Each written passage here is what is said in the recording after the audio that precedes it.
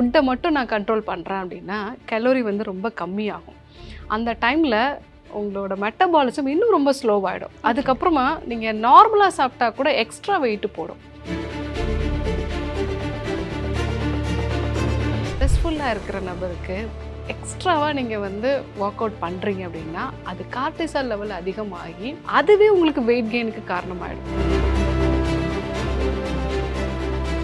உங்களுக்கான ஒரு ப்ராப்பரான டயட் சார்ட் அப்படின்னா நீங்கள் கரெக்டாக பிளட் டெஸ்ட்லாம் பண்ணணும். மெயினாக உங்களோட கார்டிசால் லெவல் எவ்வளோ இருக்குது, ஃபாஸ்டிங் இன்சுலின் லெவல் எவ்வளோ இருக்குது, தைராய்டு லெவல், இதெல்லாம் தான் உங்களுக்கு.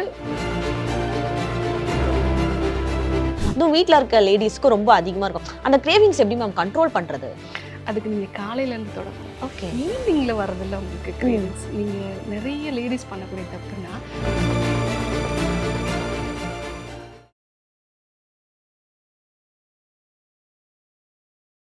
ஐபிஎன் நேயர்கள் அனைவருக்கும் வணக்கம். இன்னைக்கு நம்ம கூட பெண்கள் நல மருத்துவர் ஜெயரூபா மேம் தான் நம்ம கூட ஜாயின் பண்ணியிருக்காங்க. மேம் கிட்ட நிறைய விஷயங்கள் ஹெல்த் ரிலேட்டடாக நம்ம கேட்டு தெரிஞ்சுக்க போகிறோம். வாங்க.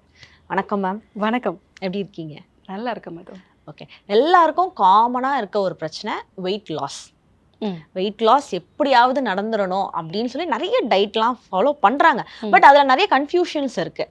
சில பேர் என்ன சொல்கிறாங்கன்னா, நான் வெறும் எக்ஸசைஸ் மட்டும் தான் பண்ணுறேன், ஃபுட்டில் எதுவும் நான் வந்து கண்ட்ரோல் பண்ணுறது இல்லை, நான் சாப்பிட்றதே சாப்பிட்டு எக்ஸசைஸ் மட்டும் பண்ணிக்கிறேன்றாங்க. இன்னொருத்தவங்க நான் ஃபுட்டை வந்து டோட்டலாக கட் பண்ணிடுறேன், ரைஸே எடுத்துக்கிறது இல்லை, கார்போலாம் சுத்தமாக எடுத்துக்கிறது இல்லைன்றாங்க. இன்னொருத்தவங்க நான் வாட்டர் டயட் இருக்கேன் அப்படின்றாங்க. எது மேம் ப்ராப்பரான டயட்? ஆக்சுவலாக ஃபஸ்ட் திங், நம்ம எல்லாரும் நினச்சிட்டு இருக்க இந்த 3 விஷயமே தப்பு. ஓகே, ஃபுட்டை மட்டும் நான் கண்ட்ரோல் பண்ணுறேன் அப்படின்னா கலோரி வந்து ரொம்ப கம்மியாகும். அந்த டைமில் உங்களோட மெட்டபாலிசம் இன்னும் ரொம்ப ஸ்லோவாகிடும். அதுக்கப்புறமா நீங்கள் நார்மலாக சாப்பிட்டா கூட எக்ஸ்ட்ரா வெயிட்டு போடும். நிறைய பேர் வந்து பிரேக்ஃபாஸ்ட் ஸ்கிப் பண்ணிவிடுவாங்க.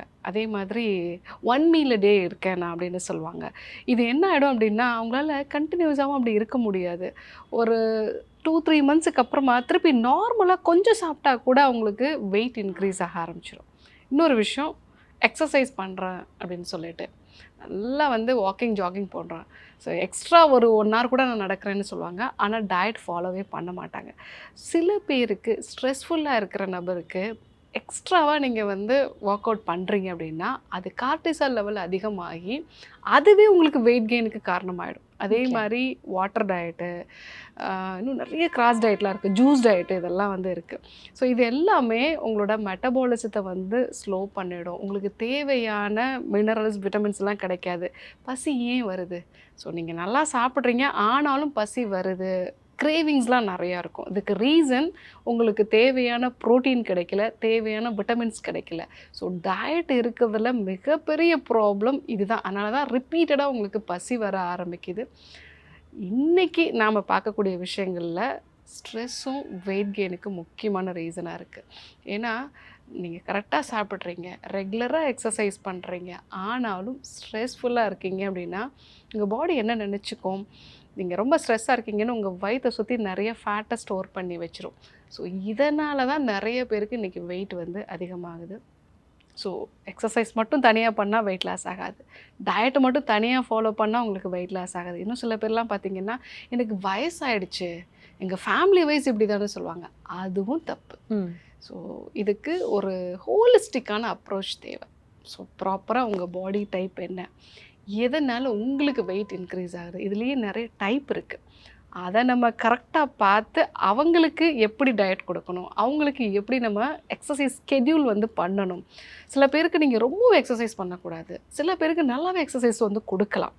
ஸோ அந்த மாதிரி நம்ம ஸ்கெட்யூல் பண்ணிவிட்டு ஸ்ட்ரெஸ்ஸை குறைக்கிறதுக்கான மெத்தட்ஸு இதெல்லாம் ஃபாலோ பண்ணோம் அப்படின்னா கண்டிப்பாக வெயிட் குறைக்க முடியும். அண்ட் இன்னொரு டவுட் என்ன இருக்குன்னா, இப்போ நம்ம ஜிம் போகிறோம், ஜிம் போய் ஜாயின் பண்ணுறாங்க அப்படின்னா அங்கே ஒரு டயட் பிளான் ஒருத்தவங்க கொடுப்பாங்க. இன்னொரு சைடு நம்ம வந்து நியூட்ரிஷனிஸ்ட் அவங்கள மீட் பண்ணோன்னா அவங்க ஒரு டயட் பிளான் கொடுப்பாங்க. யாரோடைய பிளானை வந்து நம்ம எடுத்துக்கலாம் மேம்? சில பேர் என்ன சொல்கிறாங்கன்னா, நம்மளுடைய பிளட் டெஸ்ட் எடுத்து நம்மளுக்கு எது செட் ஆகுமோ அந்த மாதிரி ஃபுட் தான் நம்ம எடுத்துக்கணும், ஸோ நம்ம வந்து டாக்டர்கிட்ட போய் கன்சல்ட் பண்ணுறது தான் பெஸ்ட்டு அப்படின்றாங்க. எது மேம் பெட்டர்? இதில் 2 விஷயம் இருக்குது. நீங்கள் பிளட் டெஸ்ட் பண்ணுறதும் முக்கியம். அதே மாதிரி உங்களோட டாக்டர் கிட்ட உட்காந்து நீங்கள் பேசணும். இப்போ டாக்டர் வந்து ப்ளைனாக இவ்வளோ கலோரி சாப்பிடுங்க அப்படின்னு சொல்கிறது உங்களோட பாடி டைப்புக்கு வேறு மாதிரி இருக்கலாம். சில பேர்லாம் வந்து ரொம்ப ஸ்ட்ரெஸ்ஸான நபராக இருப்பாங்க. அவங்களுக்கு ஃபுட்டு தான் வந்து ஒரு எஸ்கேபிசமாக இருந்திருக்கும். அவங்க ஃபுட்டை நீங்கள் குறைச்சிங்கன்னு வச்சுக்கோங்களேன், ரொம்பவே ஸ்ட்ரெஸ்ஃபுல்லாகி இன்னும் கொஞ்சம் வெயிட் வந்து அவங்க இன்க்ரீஸ் ஆவாங்க. அவங்கக்கிட்ட உட்காந்து பேசணும். உங்களோட டே டு டே ஒர்க் என்ன, உங்களுக்கு என்னென்ன ஃபுட்டு வந்து ஒத்துக்காது, நீங்கள் ரெகுலராக எப்படி வந்து ஃபுட்டு எடுத்துப்பீங்க, உங்களோட ஸ்லீப் டைம் என்ன, இதெல்லாம் நம்ம செக் பண்ணிவிட்டு உங்களோட ஒர்க்குக்கு ஏற்ற மாதிரி தான் நம்ம ஃபுட்டு கொடுக்கணும். ப்ளைனாக கார்போஹைட்ரேட் மட்டும் எடுத்துக்காதீங்க, சுகர் மட்டும் இனிப்பு மட்டும் எடுத்துக்காதீங்க. இது ரெண்டுமே தப்பு. நமக்கு அறுசுவையும் தேவை, அதே மாதிரி கார்போஹைட்ரேட்டும் நமக்கு தேவை. நிறைய பேர் நம்ம ரீசன்ட் டேஸில் பார்க்குறோம். ஸோ வெயிட் லாஸுக்காக சில மாத்திரைகள் இதெல்லாம் எடுத்துக்கிறாங்க. இதோட அளவு அதிகமாகும் போது அவங்களுக்கு பசி உணர்வே இல்லை. ஆனால் மனதளவில் நிறைய பிரச்சனைகளை வந்து சந்திக்கிறாங்க. இதுலேயுமே ஒரு மோட்டிவேஷன் இல்லை, ஒரு டிப்ரெஷன்னாக இருக்காங்க. இது வந்து இந்த கார்போஹைட்ரேட் கம்ப்ளீட்டாக அவாய்ட் பண்ணுறாங்க பார்த்தீங்களா, அவங்களுக்கும் இந்த பிரச்சனை இருக்குது. உங்களுக்கான ஒரு ப்ராப்பரான டயட் சார்ட் அப்படின்னா நீங்கள் கரெக்டாக பிளட் டெஸ்ட்லாம் பண்ணணும். மெயினாக உங்களோட கார்டிசால் லெவல் எவ்வளோ இருக்குது, ஃபாஸ்டிங் இன்சுலின் லெவல் எவ்வளோ இருக்குது, சிஆர்பி லெவல் எவ்வளோ இருக்குது, இதெல்லாம் நீங்கள் கரெக்டாக பண்ணணும். அதே மாதிரி தைராய்டு லெவல், இதெல்லாம் தான் உங்களுக்கு வெயிட் இன்க்ரீஸ் ஆகிறதுக்கான ரீசனாக இருக்கும். இதை செக் பண்ணிவிட்டு உங்கள் டாக்டர் கூட 15 மினிட்ஸாவது உட்காந்து பேசுங்க. என்னோடய டே டு டே இப்படி தான் இருக்கும், எனக்கான தூக்கம் இப்படி தான் இருக்கும், என்னோடய ஒர்க்ஸ் ஸ்டைல் இப்படி தான் இருக்கும் அப்படிங்கிறத நீங்கள் பேசி அதுக்கேற்ற மாதிரி ப்ராப்பராக வந்து ப்ரோட்டீன், வைட்டமின்ஸ், மினரல்ஸ் இதெல்லாம் சேர்ந்து ஒரு இன்ஃப்ளமேஷனையும் குறைக்கிற மாதிரி ஃப்ரூட்ஸ் அண்ட் வெஜிடபிள்ஸோடு எடுத்துக்கொள்கிற அந்த டயட் தான் கரெக்ட். ஓகே, நீங்கள் சொல்கிற மாதிரி பார்த்தோன்னா நம்ம ஒரு 35, 40 அந்த ரேஞ்சில் இருக்கவங்களாம் நம்ம டாக்டரை கன்சல்ட் பண்ணி அதுக்கேற்ற மாதிரி டயட் எடுத்துக்கணும்னு. அது தாண்டிடுச்சுன்னா ஒரு 50, 55 இருக்கவங்களாம் நான் வீட்டில் அவ்வளோ வேலை செய்கிறேன், அதுவே எனக்கு எக்ஸசைஸ் தான், நான் சாப்பிட்ற சாப்பாடே எனக்கு போதும் அப்படின்னு ஒரு அன்ஹெல்த்தி லைஃப்பை தான் ரன் பண்ணிட்டு இருக்காங்க. அவங்க வீட்டில் இருந்தே இந்த மாதிரியான ஒரு சிம்பிளான ஒரு காமனான ஒரு டயட் பிளான் இதெல்லாம் ஃபாலோ பண்ணலாம் அப்படின்னா என்ன சஜஸ்ட் பண்ணுவீங்க? ஸோ நீங்கள் சொன்ன மாதிரி இந்த 50க்கு மேலே போகும்பொழுது ஈவன் 40க்கு மேலேயே வீட்டில் இருக்கக்கூடிய லேடிஸுமே இந்த விஷயத்தை வந்து ஃபாலோ பண்ணுவாங்க. நிறைய மெத்தட்ஸ் வந்து ஃபாலோ பண்ணுவாங்க. அவங்க பாடியை பொறுத்த வரைக்கும் எது அவங்களுக்கு நார்மல் அப்படிங்கிறத முதல்ல தெரிஞ்சுக்கணும். ஸோ ஃபர்ஸ்ட் திங் நம்ம என்ன ஃபாலோ பண்ணலாம் அப்படின்னா, மார்னிங் டைமில் டீ காஃபி எடுத்துக்கிறத அவாய்ட் பண்ணலாம். ஏன்னா மார்னிங் 8 o'clock உங்களுக்கு கார்டிசால் லெவல் அதிகமாகும். ஸோ நீங்கள் அர்லி மார்னிங் எழுந்தோடனே ஒரு காஃபி எடுத்துக்கிறீங்கன்னா அது இன்னும் டபுள் த அமௌண்ட் வந்து உங்களுக்கு போகும். ஸோ மார்னிங் டீ காஃபியை அவாய்ட் பண்ணலாம். ரெண்டாவது, பிரேக்ஃபாஸ்ட் எடுத்துக்கும்போது இட்லி, தோசை, பொங்கல் இப்படி எடுத்துக்கிறத விட ஃபஸ்ட்டு ப்ரோட்டீன் இருக்கக்கூடிய ஃபுட் எடுத்துக்கலாம். 2 நாட்டுக்கோழி முட்டை பெஸ்ட்டு சாய்ஸ். நீங்கள் சைவமாக இருக்கீங்க அப்படின்னா வேக வச்ச கொண்டக்கடலை, பச்சை பயிரை வந்து எடுத்துக்கலாம், இது ப்ரோட்டீன். ரெண்டாவது, ஃபைபர் இருக்கிற மாதிரி காய்கறிகள் வேக வச்சு எடுத்துக்கோங்க, இது செகண்ட் ஃபுட்டாக இருக்கணும். தேர்டாக தான் நீங்கள் கார்போஹைட்ரேட் எடுத்துக்கணும். இது எல்லாருக்குமே வெயிட் லாஸுக்கு ரொம்ப யூஸ்ஃபுல்லான ஒரு ட்ரிக்கு. இதை மார்னிங்கில் நம்ம வந்து ஃபாலோ பண்ணணும். அதே மாதிரி ஆஃப்டர்நூன் ஃபுட்டு நீங்கள் நிறைய காய்கறிகள், அதாவது ரிவர்ஸ் த பிளேட் அப்படின்னு நம்ம சொல்லுவோம். சாதம் கம்மியாக காய்கறிகள் வந்து நிறைய எடுத்துக்கணும்.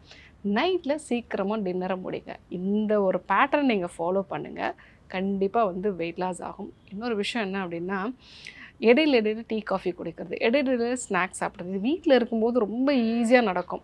நீங்கள் எது வேணாலும் சாப்பிட்லாம், ஈவன் ஸ்வீட் கூட சாப்பிட்லாம். ஆனால் எல்லாத்தையுமே நீங்கள் வந்து எய்தர் பிரேக்ஃபாஸ்ட்டோடையோ இல்லை லஞ்சோடையோ டின்னரோடையோ தான் சாப்பிட்ணும். அதுவும் சாப்பிட்டதுக்கு அப்புறமா சாப்பிடணும்னு நீங்கள் வந்து ஒரு விஷயம் வச்சுக்கோங்க, கண்டிப்பாக உங்களுக்கு வெயிட் லாஸ் ஆகும். வெயிட் லாஸ் பண்ணுறதுக்கு வீட்டில் இருந்தபடியே பண்ணலாம் அப்படின்னா, கொடம்புளி கொள்ளு சேர்ந்த சூப் வந்து வச்சுக்கலாம். ஓகே, கொள்ளு வந்து தெர்மோஜெனிசிஸை வந்து இன்க்ரீஸ் பண்ணும். அதாவது நீங்கள் ரெஸ்ட்டாக இருக்கும்போது உங்கள் மசிலில் எனர்ஜி ப்ரொடக்ஷனுக்கு அது ரொம்ப யூஸ்ஃபுல்லாக இருக்கும். கொள்ளு வேக வச்ச தண்ணி, அது கூட கொடம்புளி சேர்த்து பூண்டு, சீரகம் இதெல்லாம் சேர்த்துட்டு சூப் மாதிரி வச்சு வீக்லி 2 or 3 வந்து நம்ம எடுத்துக்கலாம். ஸோ இது வந்து ஃபேட்டோட அளவு உங்களுக்கு குறைக்கும். ரெண்டாவது, திரிஃபலா எடுத்துக்கலாம். நைட்டில் 1 டீஸ்பூன் திரிஃபலா எடுத்துக்கும் போது உங்கள் குடலில் இருக்கக்கூடிய எக்ஸ்ட்ரா கழிவுகள் எல்லாமே வெளியாகும். ஸோ இது நிறைய விஷயங்கள், ஈவன் வந்து இன்றைக்கி GLP-1 அப்படிங்கிற விஷயம்லாம் நம்ம சொல்கிறோம், இதை வந்து ஆக்டிவேட் பண்ணுறதுக்கு அது ரொம்ப யூஸ்ஃபுல்லாக இருக்கும். ஸோ இந்த மாதிரி விஷயங்கள் நம்ம ஃபாலோ பண்ணலாம். நான் மார்னிங் சொன்ன மாதிரி டீ காஃபி அவாய்ட் பண்ணிவிட்டு அதுக்கு பதிலாக வார்ம் வாட்டர் கூட லெமன் ஜூஸ் கொஞ்சம் ஒரு 1/2 டீஸ்பூன் சேர்த்து வந்து எடுத்துக்கலாம், இது ரொம்ப நல்லது. இல்லை நெல்லிக்காய் டீ வந்து எடுத்துக்கலாம், க்ரீன் டீ எடுத்துக்கலாம். பிரேக்ஃபாஸ்ட்டில் ஃபஸ்ட்டு நீங்கள் ப்ரோட்டீன் எடுத்துக்கோங்க, ஃபைபர் எடுத்துக்கோங்க, அப்புறம் கார்போஹைட்ரேட் எடுத்துக்கோங்க. இடையில டீ, காஃபி எதுவும் எடுத்துக்காதீங்க. மத்தியானம் நிறைய காய்கறி வச்ச ஒரு ஃபுல் மீலாக வந்து எடுத்துக்கோங்க. அதில் பாரம்பரிய அரிசி சேர்த்திங்கன்னா இன்னும் நல்லது. இல்லை சிறுதானியங்களும் சேர்த்துக்கலாம். நைட்டு 7 மணிக்கெலாம் உங்கள் டின்னரை வந்து முடிச்சிடுங்க. கரெக்டாக உங்களோட ஸ்லீப் வந்து இருக்கிற மாதிரி பாருங்கள். இதெல்லாம் ஃபாலோ பண்ணுங்கள். குடம்புளி, கொள்ளு சூப் வந்து எடுத்துக்கலாம். த்ரிஃபலாக வந்து எடுத்துக்கலாம். இது எல்லாமே வெயிட் லாஸுக்கு கண்டிப்பாக யூஸ்ஃபுல்லாக இருக்கும். ஓகே. அதே மாதிரி நீங்க சொன்ன மாதிரி அந்த 4 to 5 அந்த டைம்ல வந்து அந்த ஸ்நாக் கிரேவிங்ன்றது எல்லாருக்குமே ரொம்ப அதிகமா இருக்கும். அதுவும் வீட்ல இருக்க லேடிஸ்க்கு ரொம்ப அதிகமா இருக்கும். அந்த கிரேவிங்ஸ் எப்படி மேம் கண்ட்ரோல் பண்றது? அதுக்கு நீங்கள் காலையிலேருந்து தொடங்கணும். ஓகே. ஈவினிங்கில் வர்றதில்ல உங்களுக்கு கிரேவிங்ஸ். நீங்கள் நிறைய லேடிஸ் பண்ணக்கூடிய தப்புன்னா 5 மணிக்கு எந்திரிப்பாங்க. எத்தனை மணிக்கு பிரேக்ஃபாஸ்ட் சாப்பிட்றாங்கன்னா 10 மணிக்கு பிரேக்ஃபாஸ்ட் சாப்பிடுவாங்க. இடையில ஒரு 3 வாட்டி காஃபி குடிச்சிடுவாங்க. ஸோ பசி வரும்பொழுதெல்லாம் நீங்கள் காலையிலேயே காஃபி டீயை குடிச்சு உங்களை வந்து டம்ப் பண்ணிக்கிறீங்க அப்படின்னா ஈவினிங்கில் கிரேவிங்ஸ் நீங்கள் ஃப்ரீயாக இருக்கும்போது அதிகமாகும். ஸோ ரொம்ப கிரேவிங்ஸ் இருக்குன்னா அந்த டைமில் வேக வச்ச சுண்டல் வந்து நீங்கள் எடுத்துக்கலாம். பட் நீங்கள் இந்த ஒரு மெத்தடை நீங்கள் ஃபாலோ பண்ணி பாருங்கள். காலையில் டீ காஃபி குடிக்காமல் 8 மணிக்கெல்லாம் ப்ரோட்டீன், ஃபைபர், அதுக்கப்புறமா வந்து கார்போஹைட்ரேட் இருக்கிற மாதிரி ஒரு பிரேக்ஃபாஸ்ட் எடுத்துடுங்க. ஈவினிங் கிரேவிங்ஸ் உங்களுக்கு குறையும். ஓகே. இன்னொரு விஷயம், உங்களுடைய சுகர் லெவலில் சேஞ்சஸ் இருக்கும். பார்த்திங்கன்னா காலையில் எழுந்த உடனே காஃபி குடிச்சிட்டு அந்த டே தொடங்குவாங்க, பிரேக்ஃபாஸ்ட் சாப்பிடுவாங்க. திருப்பி 11 மணிக்கும் திருப்பி அவங்களுக்கு காஃபி குடித்தாதான் நெக்ஸ்ட் ஸ்டெப் மூவே பண்ண முடியும்னு சொல்லுவாங்க. அவங்களுக்கு சுகரில் ப்ராப்ளம் இருக்கும். ஓகே. அதே மாதிரி தான் மத்தியானம் லஞ்சு முடித்தோடனே ஒரு மயக்கமே வருதுன்னு சொல்லுவாங்க. எனக்கு போய் கொஞ்ச நேரம் கண்ணு சொருகுனா தான் டாக்டர் பெட்டர் ஆகும்னு சொல்லுவாங்க. அதே மாதிரி ஈவினிங் 4 o'clock காஃபி குடித்தாதான் அடுத்து என்னால் எந்த வேலையும் செய்ய முடியும்னு சொல்லுவாங்க.